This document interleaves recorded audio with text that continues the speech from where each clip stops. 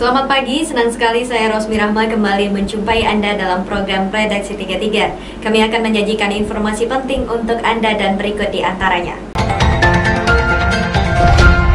Kita awali redaksi 33 kali ini, peningkatan tajam jumlah pasien positif virus corona di Balikpapan mendorong Pemprov Kaltim untuk segera mendirikan rumah sakit darurat. Koordinasi sudah mulai dilakukan dengan pemerintah Kota Balikpapan, terutama terkait pendanaan dan gedung yang akan dijadikan rumah sakit. Sebagian warga Kota Balikpapan menyebutkan situasi di sana sudah mencekam. Sejumlah kantor pemerintah ditutup karena menjadi klaster penularan. Jumlah pasien positif juga meningkat terus. Dalam 5 hari terakhir saja, sejak 9 Agustus 2020 terjadi penambahan 162 kasus positif baru. Pertambahan pasien positif baru diimbangi ada yang sembuh. Membuat update per 13 Agustus tersisa 311 pasien positif yang menunggu proses penyembuhan. Pasien ada yang dirawat mandiri di rumah dan juga ada yang dirawat di rumah sakit. Dan bantuan sosial masyarakat. Nah, ini yang saat ini yang sedang menjadi perhatian kita bersama, kasus yang terjadi di Balikpapan. Nah, di Balikpapan itu kita harapkan dibangun rumah sakit darurat. Jadi rumah sakit darurat ini kita harapkan dari asrama haji. Kita sudah menyurati Kementerian Agama, namun demikian ini kan memang memerlukan dana yang cukup besar ya, termasuk SDM-nya, kemudian fasilitasnya dan lain sebagainya. Nah, nanti bisa patungan dana itu baik dari pemerintah Kota Balikpapan maupun pemerintah provinsi melalui PTT, ya, bantuan tak terduga ini. Kemudian nanti juga bisa diajukan ke pemerintah pusat melalui Kementerian Kesehatan. Gedung embarkasi haji di Balikpapan dicadangkan untuk menjadi rumah sakit darurat, namun sempat mengundang protes dari warga sekitar. Tapi menurut Jauhar Effendi, Pemprov sudah mendapat jaminan masalah penolakan warga sudah selesai. Sudah ada saling pengertian agar penularan COVID-19 bisa dihentikan.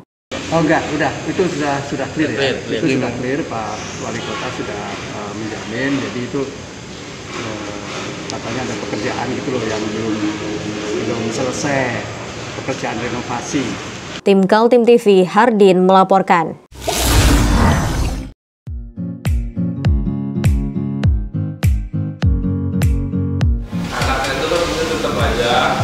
Cara mudah beriklan digital di Kaltim TV.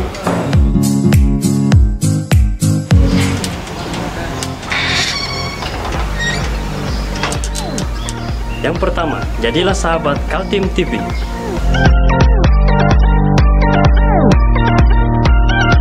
Dengan Rp1 juta, para sahabat mendapat 20 kali tayang di slot berita kamu.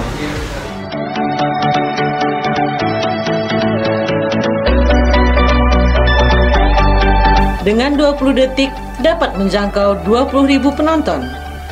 Anda beruntung karena mendapat kesempatan perdana dari kami. Ayo jadilah sahabat Kaltim TV. Pengguna jalan menuju Balikpapan perlu mempertimbangkan mengalihkan rute perjalanannya ke jalan alternatif. Pasalnya di kilometer 11 Jalan Poros Soekarno-Hatta Balikpapan terjadi longsor yang cukup dalam. Praktis kendaraan roda 4 untuk sementara tidak bisa melintas. Beginilah kondisi di kilometer 11 Jalan Balikpapan menuju Samarinda atau sebaliknya. Bagi pengemudi roda 4 perlu mengatur rute baru karena jalannya putus dan hanya bisa dilewati sepeda motor. Keterangan dari Kepala BBPJN, Balai Besar Pelaksanaan Jalan Nasional Kaltim Junaidi, longsor terjadi karena beban yang cukup berat sementara di dalam tanah ada pipa air PDAM yang bocor. Air yang keluar di dalam tanah itu diduga menjadi pemicu tanah bergerak dan akhirnya longsor. Sejumlah alat berat sudah dikerahkan, perbaikan sementara kondisi darurat agar kendaraan bisa melintas lagi. Sedangkan perbaikan permanen juga akan dilakukan, sehingga prediksinya bulan November jalan itu baik kembali. Itu balai akan turun ya, karena itu jalan negara. Jadi balai jalan wilayah Kalimantan, Wali Kota Kaltim yang akan menangani. Itu nanti bagaimana prosesnya nanti? Langsung aja, itu kan masalah mendadak, semacam bencana. Mereka punya dana pemeliharaan seperti itu. Amblasnya jalan ini praktis membuat akses menuju jalan tol Balikpapan Samarinda di daerah Samboja juga tak bisa dilewati, kecuali harus memutar arah. Mereka yang naik mobil harus lewat dari Perum Bangun Reksa di kilometer 6 untuk menembus melewati kilometer 11. Tim Kaltim TV melaporkan.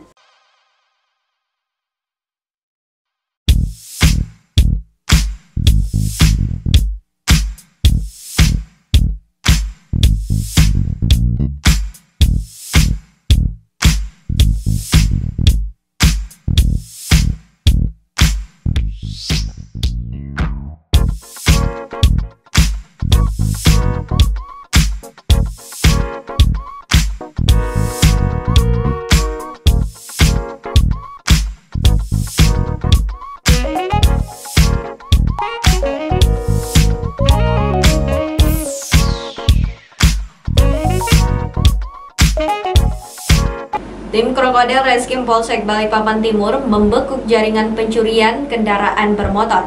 6 pelaku yang diamankan adalah anak di bawah umur. Sebanyak 4 unit motor metik berhasil disita oleh tim Krokodil Reskim Polsek Balikpapan Timur. 4 motor ini merupakan hasil curian dari 6 orang tersangka yang masih di bawah umur. 6 anak yang masih di bawah umur melakukan aksi pencurian kendaraan bermotor dengan cara berbagi peran. Ada yang mengawasi, memetik, dan juga sebagai mekanik membongkar motor untuk mengelabui kepolisian. Kapolresta Balikpapan Kombes Pol Trumudi mengatakan, 6 anak yang berurusan dengan hukum atau ABH telah diamankan Reskim Polsek Balikpapan Timur. Ke-6 ABH ini merupakan seorang pelajar.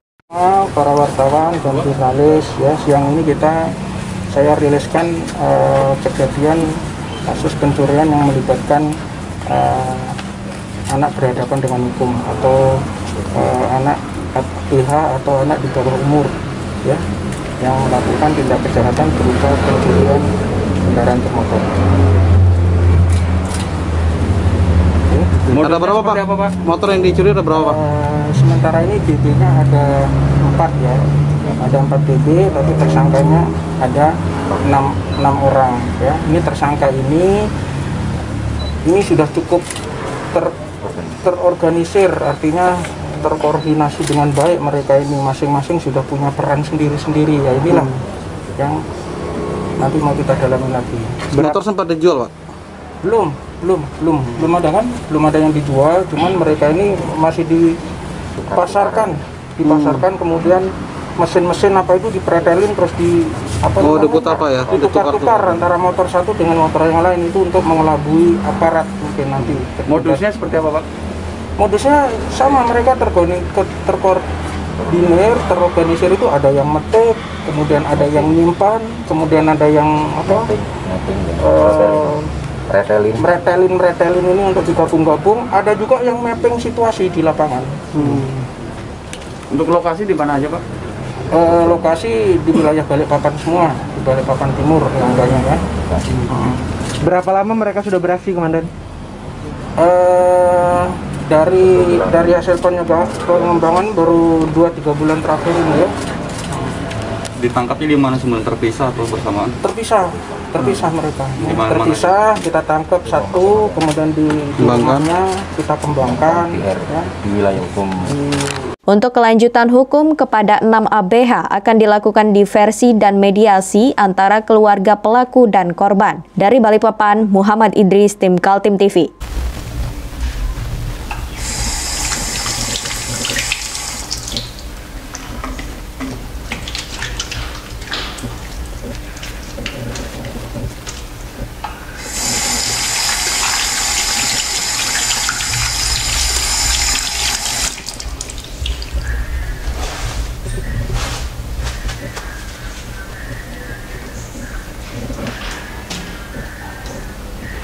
Meskipun di rumah saja, kita tetap selalu menjaga kesehatan, cuci tangan, menggunakan hand sanitizer. Ingat, mulailah dari diri sendiri.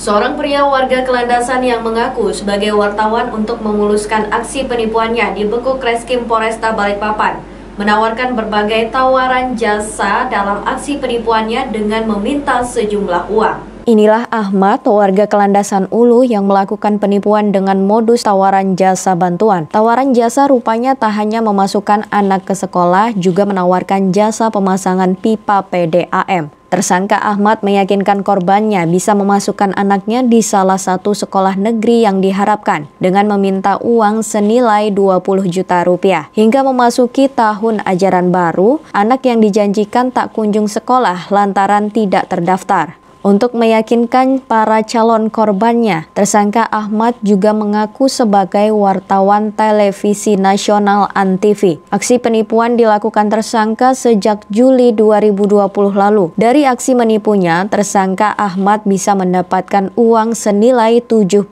juta rupiah dan uang tersebut habis digunakan untuk berfoya-foya. Pemeriksaan, pelaku mengakui bahwa yang bersangkutan bukan seorang wartawan, kemudian yang bersangkutan juga tidak dapat memasukkan siapapun ke sekolah negeri ataupun ke salah satu perusahaan. Jadi ini adalah hanya pengakuan, ngaku-ngaku saja bisa, ya, atau menjanjikan. Intinya korban diminta sejumlah uang oleh pelaku agar bisa memasukkan anak ke sekolah negeri ataupun ke salah satu perusahaan. Namun ternyata itu hanya akal-akalan dan uang yang sudah terkumpul itu digunakan untuk kepentingan pribadi. Berapa banyak dan uangnya? Sementara ini yang sudah kita terima ada 4 orang, ya, 4 orang korban dengan total kerugian 34 juta. Nah, kita masih menunggu. Barangkali ada warga dari Balikpapan yang memang merasa sebagai korban untuk bisa melaporkan diri ke Satreskrim Polresta Balikpapan. Berarti dugaan ini lebih daripada 4 orang korbannya ini? Dimungkinkan, ya, dimungkinkan lebih dari 4 orang. Oleh karena kita mengimbau kepada masyarakat untuk tidak mudah percaya dengan rayuan-rayuan ataupun bujukan-bujukan seseorang ataupun oknum, entah itu menjanjikan masuk sekolah negeri ataupun memasukkan PNS ataupun memasukkan kerja di salah satu perusahaan. Uangnya kamu uangnya kamu pakai apa, Mat? Uangnya Pribadi ya. Pribadi itu apa, Mat? Udah poya-poya aja. Poya-poya? Iya. Semuanya itu? Beli apa aja, Mat? Semuanya. Kamu ngaku wartawan mana kamu? Wartawan gitu aja. Ya wartawan mana? Dari media mana kamu media ngaku? mana? Kemarin dari ANTV. ANTV? Iya. Oh. Dari media itu aja kamu ngaku ya? Iya.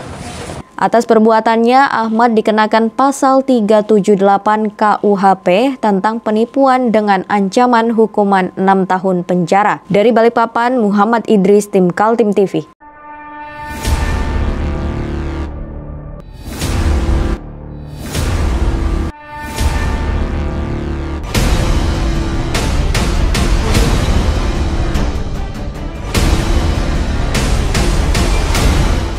Kita beralih ke informasi selanjutnya. Munculnya usulan penambahan modal baru sebesar 300 miliar dalam draft APBD perubahan diakui pejabat sekretaris daerah Provinsi Kaltim HM Sabani. Selain untuk modal Bank Kaltim Tara, juga untuk jam krida.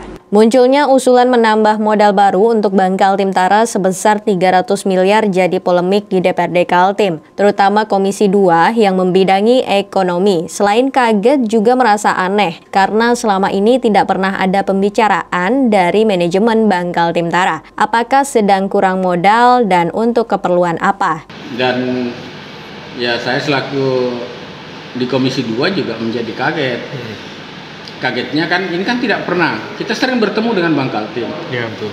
Berapa kali ketemu jam krida, tapi kan Pernyataan Wakil Ketua Komisi 2 DPRD Kaltim, Baharudin Demu, mendapat jawaban dari pejabat Sekretaris Daerah Provinsi Kaltim, HM Sabani. Dia mengakui mengusulkan tambahan modal itu untuk 2 BUMD, yakni Bank Kaltim Tara dan Jam Krida. Setelah disepakati nanti antara Pak Gubernur dengan DPRD, itu kan baru usulan dan tentu akan dilakukan pembahasan oleh TAPD dan Bank. Itu kan rencana pernyataan modal untuk Bank Kaltim dan Jam Krida. Hanya tentu nanti setelah evaluasi dari DPRD dan kesepakatan ada, kita final angkanya akan. Sebelumnya berkembang spekulasi apa yang sedang terjadi di Bangkal Timtara sehingga memutuskan meminta tambahan modal kepada Pemprov Kaltim. Selama ini Bangkal Timtara terlihat sehat, namun permintaan tambahan modal mengesankan perusahaan sedang bermasalah. Kalimantan Timur. Namun dalam hal ini mengingat juga keadaan APBD Kaltim pada saat ini belum memungkinkan, sehingga nanti kami akan membahas di Banggar, kemudian juga akan membahas di komisi apakah memungkinkan penambahan modal itu dilakukan pada APBDP ini dan urgensinya seperti apa. Apakah memang harus dilakukan atau tidak. Kalau tidak ya mungkin nanti kita akan pertimbangkan di APBD murni. Tim Kaltim TV, Heriman dan Hardin melaporkan.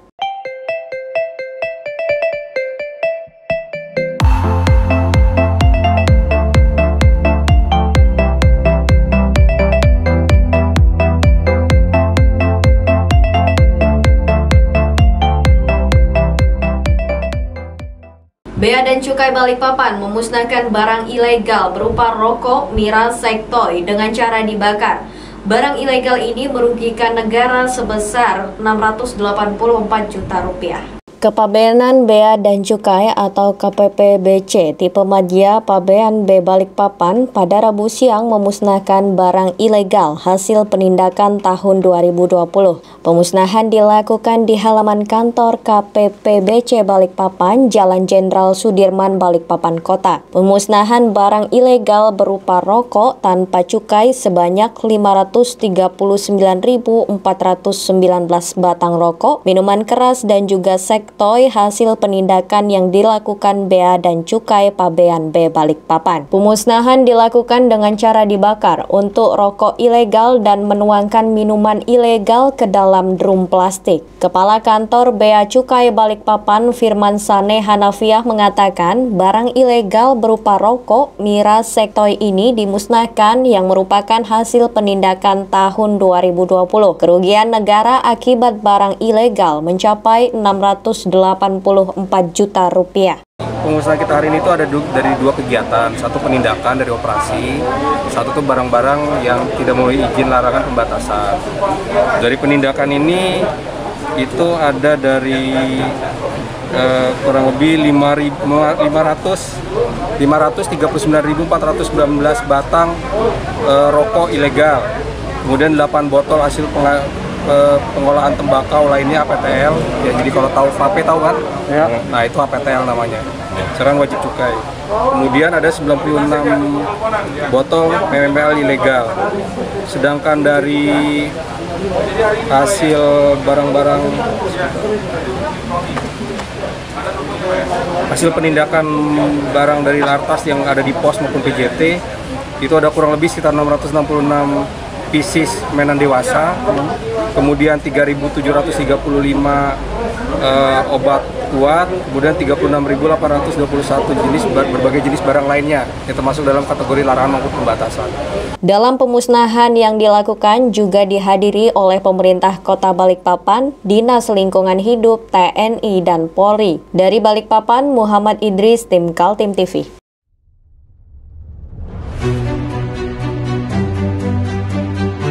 Ini kita ada kegiatan untuk membungkus sembako untuk dibagikan ke masyarakat yang membutuhkan karena COVID-19 ini. Semoga kita sukses semua. Harus kerjasama yang bagus. Pancasila! Pancasila! Pancasila!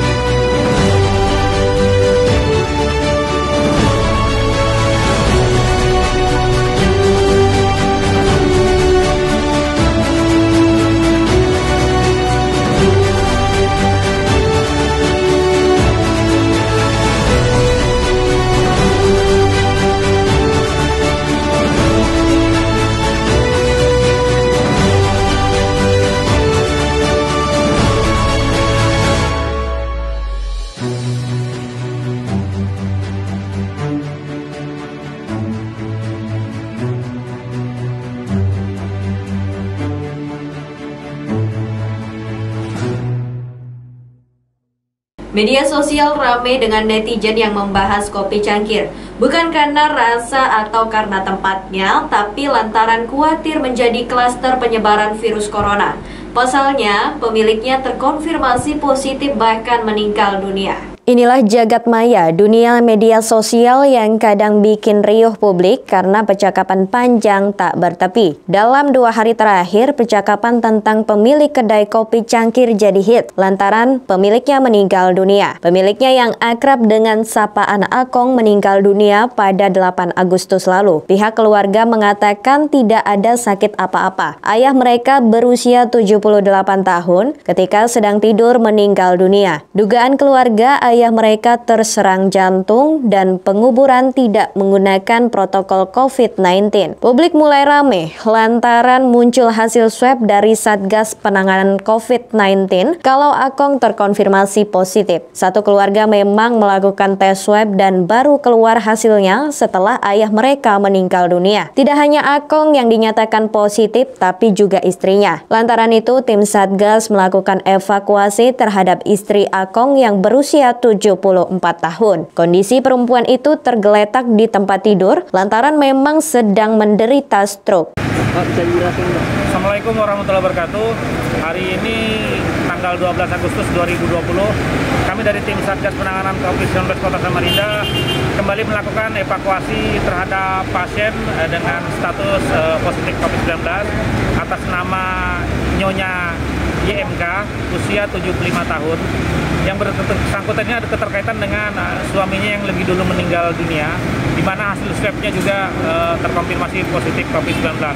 Oleh karena itu, untuk perawatan lebih lanjut, yang bersangkutan karena juga sudah ujur, kita adakan evakuasi dipindahkan ke Rumah Sakit Abdul Wahab Sarani untuk perawatan lebih lanjut. Demikian. Kejadian itu membuat tim Satgas khawatir warung kopi Akong menjadi klaster baru penyebaran virus. Ditambah lagi, banyaknya keluarga dan kerabat yang datang saat jenazah Akong disemayamkan selama 2 hari sebelum dikuburkan. Tim Kaltim TV melaporkan.